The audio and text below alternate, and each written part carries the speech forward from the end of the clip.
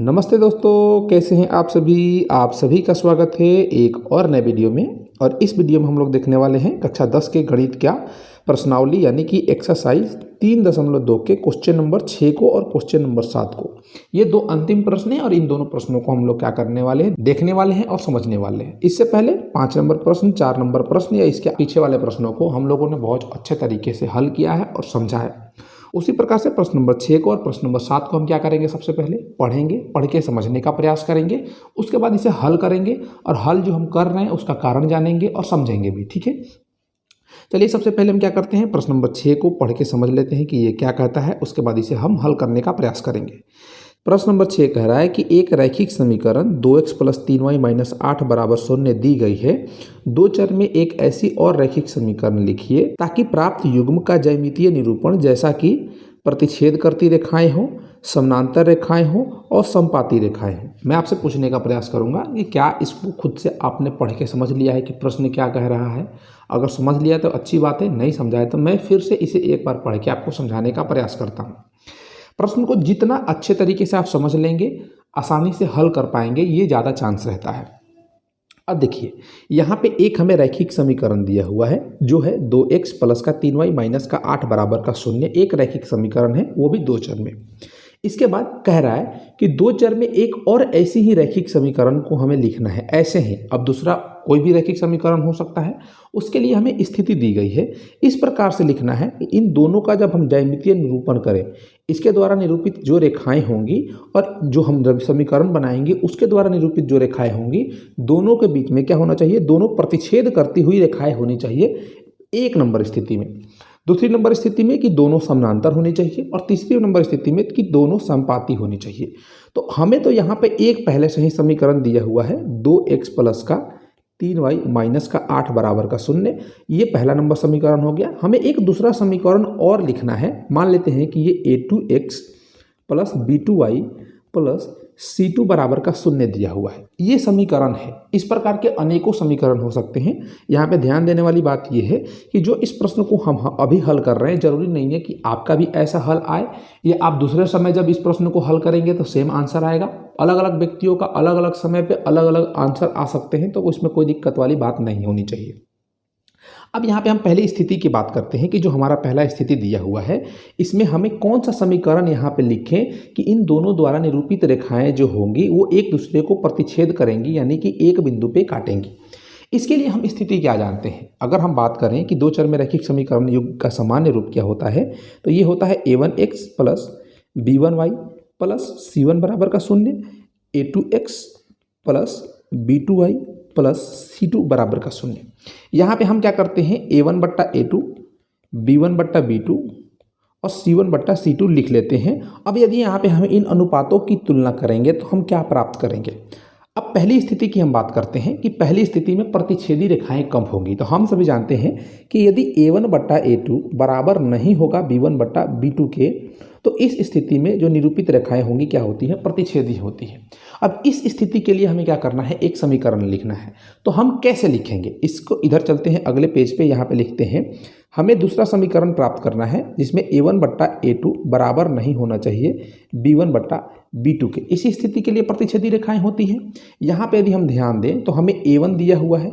a1 क्या है, 2/a2 हमें नहीं पता है, a2 हम ज्ञात करेंगे। बराबर नहीं होना चाहिए किसके, b1 दिया हुआ है। यहाँ पे देखेंगे तो 3 दिया हुआ है, तो b1 हो जाएगा 3 और b2 हमें ज्ञात करना है।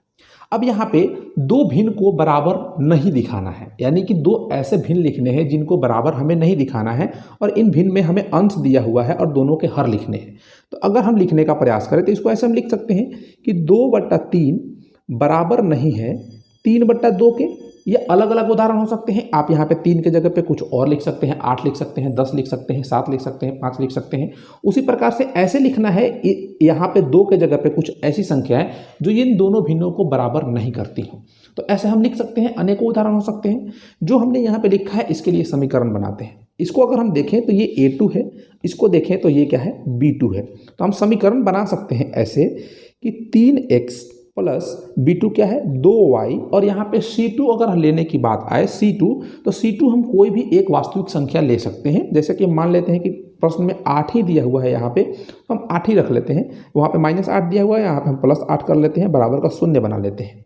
अब जो हमें समीकरण यहाँ पे पहले दिया हुआ है और जिसको हमने यहाँ पे बनाया, अगर इन दोनों द्वारा अगर हम एक रैखिक समीकरण युग्म बनाएं तो जो रेखाएं निरूपित होगी इनके द्वारा क्या होगी, प्रतिच्छेदी होगी। इसी प्रकार से हम दूसरी स्थिति के लिए चलते हैं, समानांतर के लिए।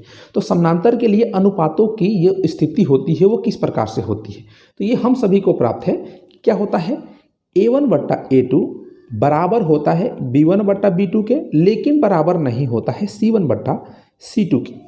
यहाँ पे A1 A2 B1 B2 C1 C2 क्या है ये आप सभी को पता होना चाहिए। जो अब देखिए यहाँ पे अगर हम बात करें तो इस स्थिति को अगर समझने के लिए हमें समीकरण लिखना हो तो यहाँ पे हम कैसे लिख सकते हैं, अगर मैं समझाने का आपको प्रयास करूँ तो देखिए A1/A2 एक भिन्न है, B1/B2 भी एक भिन्न है और C1/C2 भी एक भिन्न है। यहाँ पे अगर भिन्न में देखें तो A1 का मान दिया हुआ है, B1 का मान दिया हुआ है, C1 का मान दिया हुआ है, यानी कि अंश दिए हुए हैं, हमें हर लिखने हैं और इस प्रकार से लिखने हैं कि ये दो भिन्न A1/A2 बनेगा वो B1/B2 के बराबर होना चाहिए और C1/C2 जो बनेगा ये B1/B2 या A1/A2 के बराबर नहीं होना चाहिए। तो हम कैसे लिख सकते हैं, इसके लिए भी अगले पेज पे चलते हैं। अब ये क्या स्थिति है, A1/A2 बराबर होना चाहिए B1/B2 लेकिन बराबर नहीं होना चाहिए C1/C2 के। यहाँ पर अगर हम लिखने का प्रयास करें 2 और A2 के जगह पे हम 4 लिख लेते हैं और बराबर हम यहाँ पे कर लेते हैं। बराबर हमें करना है तो ऊपर 3 है तो हम क्या करें कि इसके बराबर हो जाए। तो यहाँ पे हम देखेंगे तो 2/4 हमने लिखा है, 2/4 को हम 1/2 भी लिख सकते हैं और इस 3 को अगर 1/2 बनाना है तो अगर हम यहाँ पे अगर हम 6 लिख दें तो ये भी 1/2 हो जाएगा, यानी कि ये आपस में बराबर हो जाएंगे। और हमें बराबर नहीं दिखाना है किसके, C1/C2 के। तो C1 का मान हमें क्या दिया हुआ है, -8 और इसको 1/2 नहीं होने देना है, -8 बराबर 1/2 नहीं होने देना है। तो हम नीचे हर में कुछ भी लिख सकते हैं, जैसे कि यहाँ पे हम अगर 2 भी लिख दें तो ये बराबर नहीं होगा। अब इस स्थिति के लिए भी एक हमारा समीकरण बनेगा, क्या बनेगा, इसको हम लिख सकते हैं ये A2 है, ये B2 है और ये C2 है। तो 4x प्लस का 6y प्लस का 2 बराबर का 0 एक हमारा समीकरण बन जाएगा। और इन दोनों समीकरणों को, इस समीकरण को और जो हमें क्या हुआ है दिया हुआ है, इन दोनों समीकरणों से एक युग्म बनाएंगे तो इनके द्वारा निरूपित रेखाएं क्या होंगी, आपस में समानांतर होगी। हमारा पहला समीकरण क्या है, हमारा पहला समीकरण ये है और दूसरा समीकरण हमने ये प्राप्त कर लिया, ये दूसरा समीकरण हो गया। इसी प्रकार से हम तीसरा भी प्राप्त कर सकते हैं। तो तीसरा क्या है, समपाती है। तो समपाती के लिए स्थिति क्या होती है, अगर इन अनुपातों की हम तुलना करें तो A1/A2 बराबर होता है B1/B2 के और B1/B2 बराबर होता है C1/C2 के।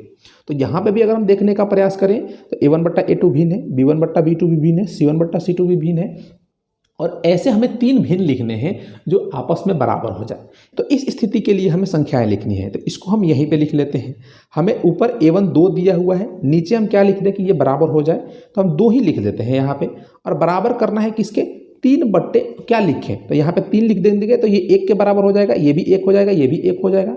इसी प्रकार से C1 को भी बराबर करना है, C1/C2 को बराबर करना है, तो ऊपर -8 है, अगर नीचे भी हम -8 लिख देंगे तो ये बराबर हो जाएगा।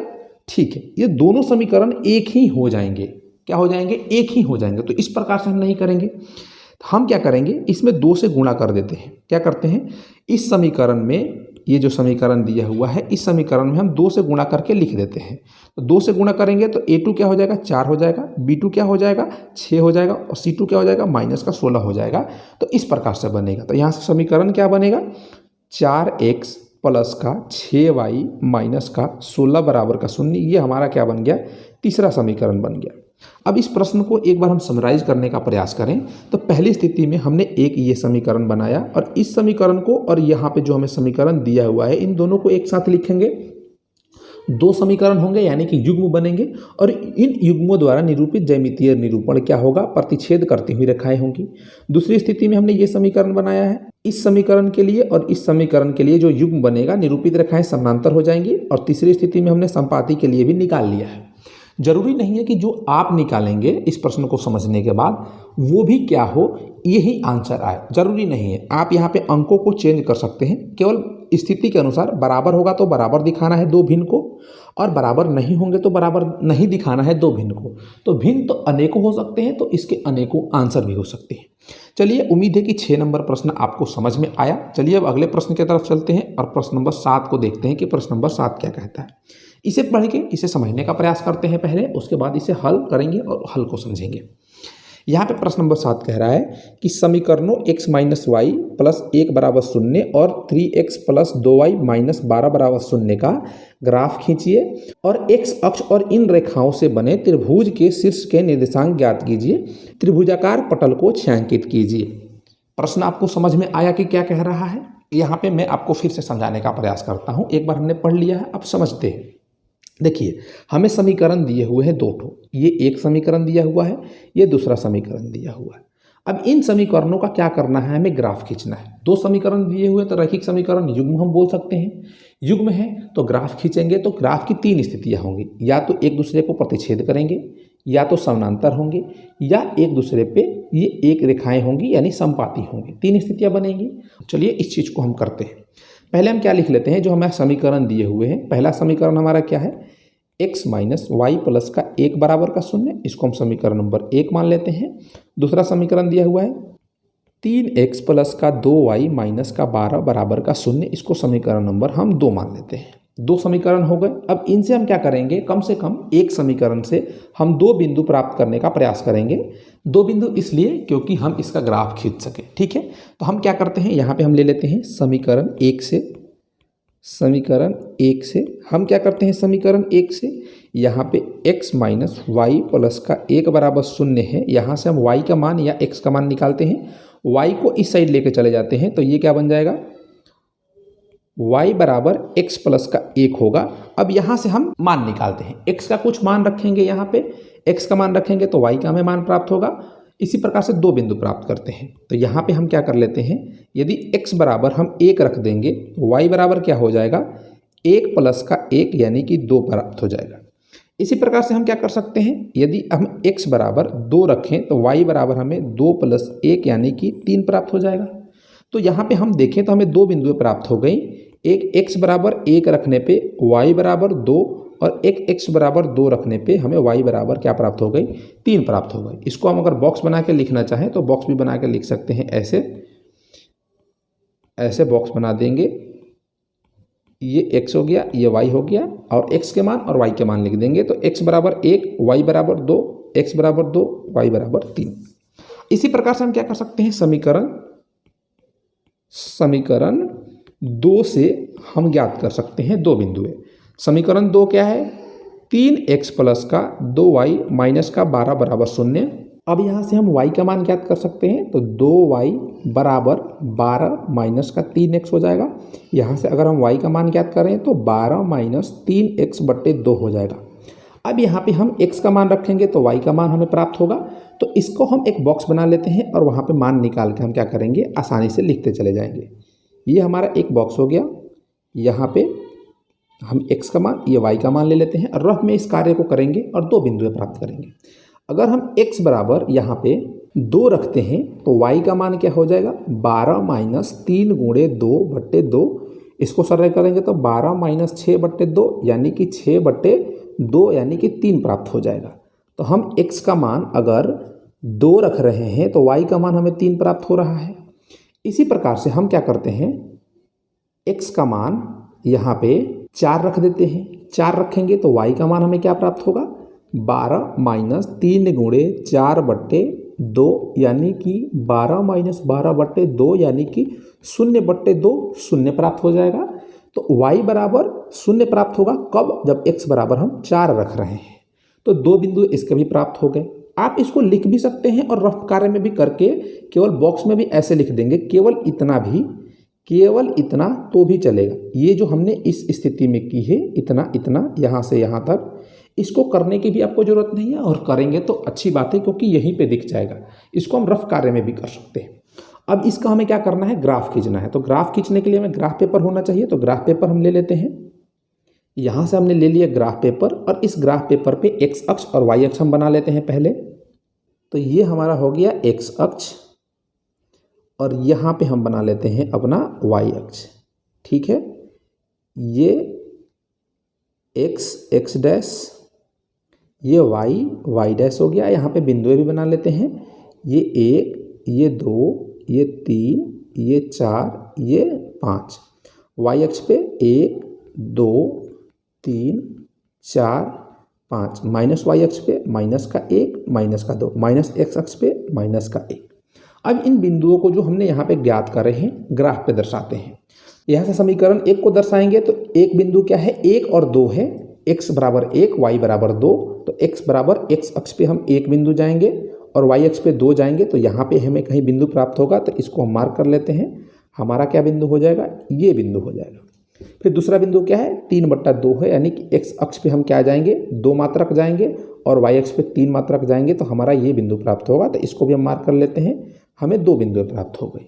अब इन दोनों बिंदुओं को हम क्या करेंगे, आपस में मिला देंगे। ऐसे मिला देते हैं। ये हमने क्या करा, मिला दिया। ये समीकरण 1 का ग्राफ हो गया। समीकरण 2 के ग्राफ के लिए हम क्या करेंगे, इस बिंदुओं को 2,3 को क्या करेंगे, हम निरूपित करेंगे। तो x अक्ष पे 2 बिंदु और y अक्ष पे 3, यानी कि यहाँ पे बिंदु आएगा जो पहले हमने ज्ञात करा है। यहाँ पे इसको भी हम मार्क कर लेते हैं। ये 2,3 हो गया। अब हम दूसरे बिंदु को निरूपित करते हैं जो कि 4,0 है। तो हम क्या करेंगे, x अक्ष पे 4 जाएंगे और y अक्ष पे क्या जाएंगे, 0 जाएंगे, यानी कि यहीं पे रह जाएंगे। तो ये हमारा बिंदु हो गया। इसको भी मार्क कर लेते हैं। तो 4,0 हमारा ये हो गया। अब इन दोनों बिंदुओं को आपस में मिला देंगे, मिलाएंगे तो समीकरण 2 का ग्राफ हमारा ये बन जाएगा।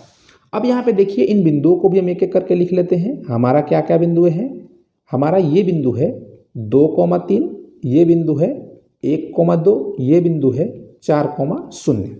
अब देखिए यहाँ पे हमसे पूछ रहा है, क्या पूछा है प्रश्न में। अगर प्रश्न को देखें तो इस त्रिभुजाकार आकृति से जो पटल बन रहा है निर्देशांक ज्यामिति पे, उसके निर्देशांक को हमें क्या करना है, लिखना है। तो यहाँ पे देखिए, ये एक त्रिभुज बन रहा है, ये एक त्रिभुज बन रहा है, तो इसके निर्देशांक लिखने हैं। तो निर्देशांक लिखने के लिए ये एक निर्देशांक, ये एक निर्देशांक और ये एक निर्देशांक। तो इसका निर्देशांक क्या हो जाएगा, माइनस का x अक्ष पे माइनस का 1, y अक्ष पे 0, यानी कि ये क्या हो जाएगा, यहाँ पे अगर हम लिखने का प्रयास करेंगे तो -1,0 निर्देशांक हो जाएगा। तो इसके निर्देशांकों को लिख लेते हैं। अगर यहाँ पे हम 1 को a बिंदु माने तो -1,0 हो जाएगा। 1 को b बिंदु माने तो b बिंदु क्या हो जाएगा, 4,0 हो जाएगा। और एक c बिंदु माने तो c क्या हो जाएगा, 2,3 हो जाएगा, जो कि यहाँ पे है। इसको भी हम लिख लेते हैं। क्या करते हैं, इसको a मान लेते हैं, इसको b मान लेते हैं, इसको c मान लेते हैं। हमें छायांकित करना था इन भागों को, तो हम छायांकित भी कर सकते हैं। इनको क्या कर सकते हैं, कलम से थोड़ा थोड़ा ऐसे बना सकते हैं। तो ये छायांकित भाग हो गया। ठीक है, उम्मीद है प्रश्न नंबर 7 भी आपको समझ में आया। तो ये इस अध्याय का अंतिम प्रश्न था। उम्मीद है कि ये प्रश्न आपको समझ में आया होगा। यदि प्रश्न समझ में आया होगा तो वीडियो को लाइक करेंगे, चैनल पर नए होंगे तो चैनल को सब्सक्राइब करेंगे और आप इस वीडियो को अपने दोस्तों के साथ भी शेयर कर सकते हैं। तो इस वीडियो में बस इतना ही। चलिए फिर मिलते हैं किसी अगले वीडियो में। तब तक के लिए पढ़ते रहिए, मजे करते रहिए। जय हिंद।